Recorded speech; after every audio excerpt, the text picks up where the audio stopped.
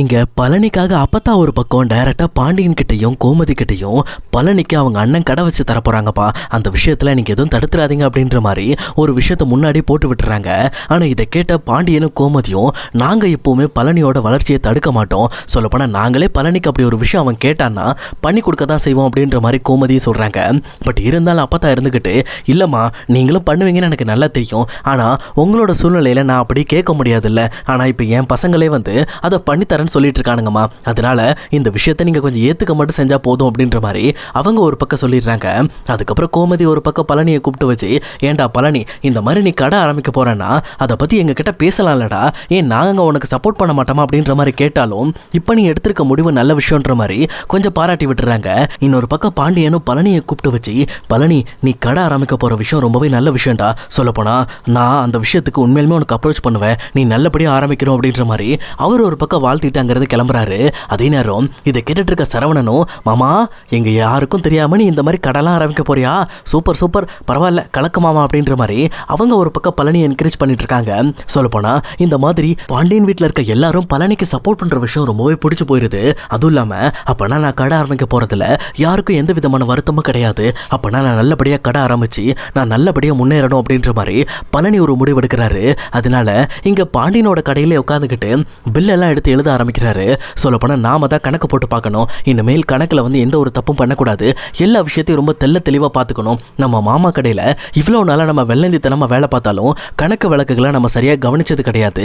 இந்த பக்கம் கணக்கு வழக்கெல்லாம் மாமா எப்படி பார்க்குறாரு, வீட்டுக்கு பொருள் எடுக்கும் போது அதை எப்படி கணக்கு பண்ணுறாரு அப்படின்னு சொல்லி எல்லா விஷயத்தையும் தெளிவாக நம்ம தெரிஞ்சுக்கிறோன்ட்டு பழனி ரொம்ப ஆர்வத்தோட கடையில் வேலை செய்ய ஆரம்பிக்கிறாரு. சொல்லப்போனால் இவரோட ஆர்வத்தை பார்த்து இங்கே பாண்டியனுக்கே ரொம்பவே சர்ப்ரைஸ் ஆகிடுது.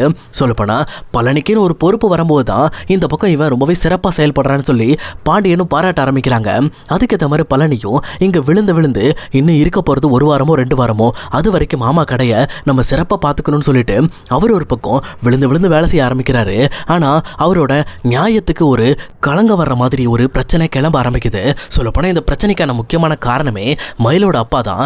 அவர் வாங்கின அந்த 10,000 ரூபாய் பணம் தான் இப்போ டைரக்டாக நம்ம பழனிக்கு எதிராக மாறப்போகுது.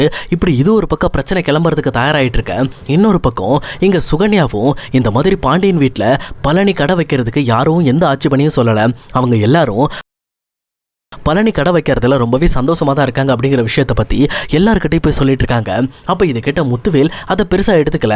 எனக்கு தெரியும், ஏன்னா அந்த பாண்டியனுக்கு கடை வச்சு கொடுக்க வக்கல, அதனால நாங்கள் வச்சு கொடுக்குறோன்னு சொல்லி சொன்ன உடனே அவன் வழியை விட்டு ஒதுங்கியிருப்பான் அப்படின்ற மாதிரி அதை அவர் சாதாரணமாக எடுத்துக்கிட்டு போயிருக்காரு. இன்னொரு பக்கம் வீட்டில் இருக்க லேடிஸும் பரவாயில்ல, இவ்வளோ நாள் அவங்க கடையில் இந்த மாதிரி பழனியை வேலைக்கு வச்சுருந்தாலும் இப்போ அவன் தனி கடை ஆரம்பிக்க போகிறேன்னு சொன்னதுக்கப்புறம் கோவப்படாமல் அவனை பாராட்டியிருக்காங்களே அப்படின்னு சொல்லி சந்தோஷப்பட்டுட்டு இருக்காங்க. ஆனால் சக்திவேல் மட்டும்தான் இந்த விஷயத்துல ஒரு வெள்ளத்தனமான சிரிப்பு சிரிக்கிறாங்க. அப்போ சுகன்யாவும், என்னமாமா நீங்க இப்படி சிரிக்கிறீங்க, நீங்க சிரிக்கிற சிரிப்புக்கு பின்னாடி ஏதோ ஒரு மர்மம் இருக்கிற மாதிரி தெரியுது அப்படின்ற மாதிரி இங்க சுகன்யா கேட்குறாங்க. அப்போ உடனே இங்க சக்திகள் இருந்துக்கிட்டு சுகன்யாவை தனியாக கூட்டிட்டு போயிட்டு, இங்க பாரு சுகன்யா, நான் சிரிக்கிற சிரிப்புக்கு ஒரு காரணம் இருக்கு, சொல்லப்போனா அந்த பாண்டியன் பழனியை நல்ல விதமா இவ்வளவு நாளா அடிமையா யூஸ் பண்ணிட்டு இப்போ நல்ல பேரோட வெளியில் அமைச்சலாம் ட்ரை பண்றான். ஆனா அப்படி நான் விட மாட்டேன், பழனி பாண்டியனோட வீட்டில் தான் கொஞ்ச நாள் இருக்க போறான், அதே நேரம் அவன் அங்கே இருக்கும்போதே பாண்டியனுக்கு ஆப்போசிட்டாக நிறைய விஷயங்களை பழனி செய்வான் பாரு அப்படின்ற மாதிரி சொல்கிறாங்க. அப்போ இதை கேட்ட சுகன்யாவும், மாமா நான் கூட பாண்டியனுக்கு ஆப்போசிட்டாக நிறைய விஷயங்கள் செய்ய வாய்ப்பு இருக்குது, உங்கள் தம்பிலாம் அப்படி செய்ய மாட்டார், அதுவும் இல்லாமல் அவர் எவ்வளோ நல்லவர்னு எனக்கு நல்லாவே தெரியும் அப்படின்ற மாதிரி சுகன்யா பேசிகிட்டு இருக்காங்க. அப்போ தான் இந்த பக்கம் இவர் பழனிக்காக பார்த்துருக்க கடையை பற்றியும் அந்த கடை எங்கே இருக்குது அப்படிங்கிற விஷயத்தை பற்றியும் சுகன்யாட்ட பேச ஆரம்பிக்கிறாங்க. இங்கே பாரு சுகன்யா, நான் உன் புருஷனுக்காக ஒரு கடை பார்த்துருக்கேன்ல, அந்த கடை எங்கே இருக்குது தெரியுமா, அந்த கடை எந்த ஏரியாவில் இருக்குது, அங்கே பாண்டியன் கடைக்கும் அந்த கடைக்கு எவ்வளோ தூரம் இருக்குது தெரியுமா அப்படின்ற மாதிரி எல்லா விஷயத்தையும் இந்த பக்கம் இவர் ஒரு ட்விஸ்டோட சொல்லிக்கிட்டு இருக்காரு. அப்போ இதை கேட்ட சுகன்யாவும், என்ன மாமா சொல்கிறீங்க, அந்த கடை எங்கே இருக்குது, அப்போனா அந்த கடையும் ஒருவேளை பாண்டியன் கடை பக்கத்தில் இருக்கா அப்படின்ற மாதிரி இங்கே சுகன்யா ஷாக் ஆகுறாங்க. அப்போ இதை கேட்டு இந்த பக்கம் சக்திவேல் சிரிக்க ஆரம்பிக்கிறாரு. நீங்கள் சிரிக்கிறத பார்த்தா எனக்கு பயமாக இருக்குது, தயவு செஞ்சு உண்மையை சொல்லுங்கள் அப்படின்ற மாதிரி சுகன்யா கேட்குறாங்க.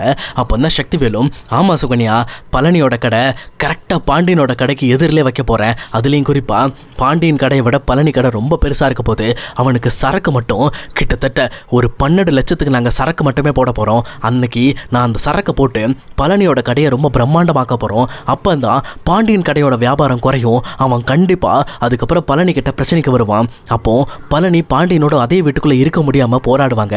ஒரு வழியாக இங்கே பாண்டியன் அவனோட உண்மையான முகத்தை பழனி கிட்ட காட்ட ஆரம்பிப்பான். அப்போ தான் பாரு அந்த பாண்டியனோட உண்மையான முகம் என்னன்னு உங்களுக்கு தெரிய வரும். இவ்வளோ நாளாக அந்த பாண்டியனை நீங்கள் நல்ல விதமாக பேசிகிட்டு இருக்கீங்கல்ல, அவனுக்கு ஒரு பிரச்சனைன்னு வர்றப்போ அவன் எப்படிலாம் மாறுறாங்கிறத நீங்கள் கண்கூடாக பார்த்துட்டு தான் இந்த வீட்டுக்கு நீங்கள் வருவீங்க அப்படின்ற மாதிரி இவர் ஒரு பக்கம் சொல்லிட்டு இருக்காரு.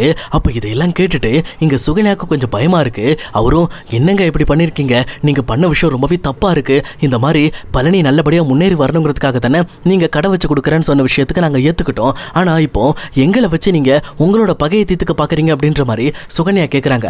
ஆனால் அதுக்கு சுகன்யாவை பார்த்த சக்திவேலும், இங்கே பாரு சுகன்யா, நீ ஒன்றும் சாதாரண ஆள் கிடையாது, என் தம்பி ஒன்றும் ரொம்பவே நல்லவெல்லாம் கிடையாது. அவனுக்கு ஒரு பிரச்சனைன்னு வந்தால் அவன் கண்டிப்பாக இந்த நிற்பான். அதே நேரம் அது நாங்களாக இருந்தாலும் சரி, இங்கே பாண்டியனாக இருந்தாலும் சரி தான். அதனால என் தம்பி அந்த பாண்டியனை எதிர்த்துக்கிட்டு தான் முன்னேறி வரணும். அப்படி அவன் வந்தால் மட்டும்தான் மீதி இருக்கிற சொத்துல ஒரு பங்கு அவனுக்கு தாங்க தர முடியும் அப்படின்ற மாதிரி இந்த விஷயத்தை பற்றி இங்கே சக்திவேலும் பேசிட்டு இருக்காரு. அப்போ இது கேட்டு சுகன்யாவும் கொஞ்சம் பயப்பட ஆரம்பிக்கிறாங்க. ஆனால் சக்திவேல் இந்த பிளானை ரொம்ப தெளிவாக போட்டிருக்காரு. இந்த பிளான்னால கண்டிப்பாக இந்த பக்கம் பாண்டியனும் சரி, இன்னொரு பக்கம் பழனியும் பாதிக்கப்பட வாய்ப்பு இருக்கு. இப்படி பின்னாடி நடக்க போகிற விஷயமே கொஞ்சம் பெருசாக இருந்தாலும் இப்போ பழனிக்கு இந்த கடை வைக்கிறதுக்கு முன்னாடியே ஒரு திருட்டு பட்டம் கட்ட போறாங்க. சொல்லப்போனா இந்த மாதிரி அந்த பணத்தை திருப்பி கொடுத்தவர் மறுபடியும் பாண்டியன் கடைக்கு சரக்கு எடுக்க வந்திருப்பாரு. அப்போ பாண்டியனும், அண்ணே நீங்க போன மாசம் ஒரு 10,000 ரூபாய் கடை வாங்கிட்டு போனீங்க, அதை இன்னும் தரவே இல்லையானே அப்படின்ற மாதிரி இந்த பக்கம் டைரக்டா பாண்டியன் அந்த கஸ்டமர்கிட்ட கேட்பாங்க. அப்போ அவரும், எப்பா பாண்டி என்னப்பா இப்படி பேசிக்கிட்டு இருக்க, உங்ககிட்ட வாங்கின பணத்தை நான் போன வாரமே திருப்பி கொடுத்துட்டேனப்பா, இப்போ திரும்பி அந்த பணத்தை கேட்குற அப்படின்ற மாதிரி அவர் ஒரு பக்கம் டென்ஷன் ஆகுறாரு. அப்போ இதை பார்த்தா பாண்டியும் உடனே மயிலை பார்த்து, மயிலு அந்த பணம் வந்துருச்சா, கணக்கில் அது வரவே இல்லை அப்படின்ற மாதிரி இவங்க ஒரு பக்கம் மயிலை பார்த்து கேட்குறாங்க.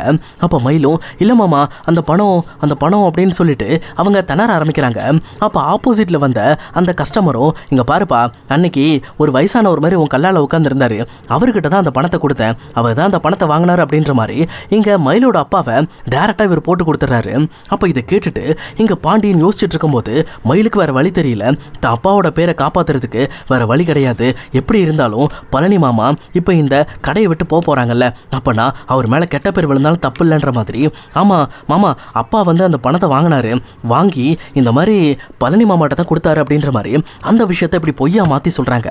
அப்போ இதை கேட்டுட்டு உடனே ரொம்பவே டென்ஷன் ஆயிடுறாரு பாண்டியன். சரி விடு, அந்த பழனி கிட்ட நான் பேசிக்கிறேன் அப்படின்னு சொல்லிட்டு உடனே அவர் கோபத்தோடு எந்திரிச்சு வேக வேகமாக வீட்டை பார்த்து போயிட்டு இருக்காரு.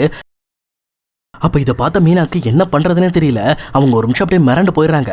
அவங்க அடுத்த நிமிஷமே தன்னோட அப்பாவுக்கு கால் பண்ணி, அப்பா நீ எடுத்த 10,000 ரூபா பணம் பாருப்பா, இப்போ எவ்வளோ பெரிய பிரச்சனை ஆகிடுச்சு, இப்போ வேற மாமா டேரெக்டாக பழனிக்கிட்ட சண்டை போட வீட்டுக்கு போயிட்டு இருக்காருப்பா, எப்படியாவது அந்த பணத்தை ரெடி பண்ணி கொண்டு வந்து கடையில் கொடுப்பா, இல்லைன்னா பிரச்சனை பெருசாகிடும் அப்படின்ற மாதிரி இங்கே மயில் சொல்லிட்டு இருக்காங்க. ஆனால் மயிலோட அப்பாவும், இல்லை என்கிட்ட பணம்லாம் இல்லைம்மா, எல்லாம் செலவாகி போச்சு அப்படின்ற மாதிரி ஒரே வார்த்தையில் சொல்லிட்டு அவர் ஃபோனை கட் பண்ணிடுறாரு. இதை பார்த்துட்டு இங்கே மயிலுக்கும் தன்னால் இவ்வளோ பெரிய பிரச்சனை வரப்போகுது, அதனால இங்கே பழனிக்கு ரொம்ப பெரிய ஆபத்து வரப்போகுது அப்படிங்கிறத நினச்சி ரொம்பவே வருத்தப்பட ஆரம்பிக்கிறாங்க. அதே நேரத்தில் வீட்டுக்கு போன பாண்டியனும் பழனியை பிடிச்சி கண்ணா அப்படின்னு திட்டுறாரு. திட்டினது மட்டும் இல்லாமல் ஒரு படி மேலே போய் பழனியோட கண்ணத்தில் பலார்னு ஒரு அறையை விட்டுறாரு. விட்டுட்டு, ஏண்டா இந்த மாதிரி இவ்வளோ பெரிய பையனாகி இன்னும் உனக்கு கல்லால் கை வைக்கிற பழக்கம் போலையாடா, எதுக்குடா இந்த மாதிரி 10,000 ரூபா பணத்தை நீ கல்லால் இருந்து வாங்கி இப்படி செலவு பண்ணியிருக்க, அதை கணக்கில் கூட வராமல் காட்டியிருக்க, அப்படி என்னடா உனக்கு 10,000 ரூபாய்க்கு செலவு அப்படின்ற மாதிரி இங்கே பாண்டியன் போட்டு பழனியை திட்டுறாரு. இங்கே பழனிக்கு ஒன்றுமே புரியல. அதே நேரத்தில் பழனி பேசுறதுக்கும் இங்கே பாண்டியன் வாய்ப்பு கொடுக்காம அவர் பாட்டில் கண்டமணிக்கு திட்டிக்கிட்டே இருக்காரு. அப்போ இதை பார்த்த கோமதியும் இந்த பிரச்சனையை தடுக்க ட்ரை பண்ணுறாங்க.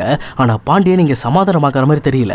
அதே நேரத்தில் பழனியும் ரொம்ப கொதிச்சு போயிட்டு, மாமா நான் அப்படி பணம் திருட கிடையாது, யார் சொன்னா 10,000 ரூபா பணத்தை நான் திருடினேன்ட்டு, அதுக்கான ஆதாரத்தை நீங்கள் காட்டுங்கன்னு சொல்லிட்டு பழனி முறையாக பாண்டியனை எதிர்க்க ஆரம்பிக்கிறாங்க.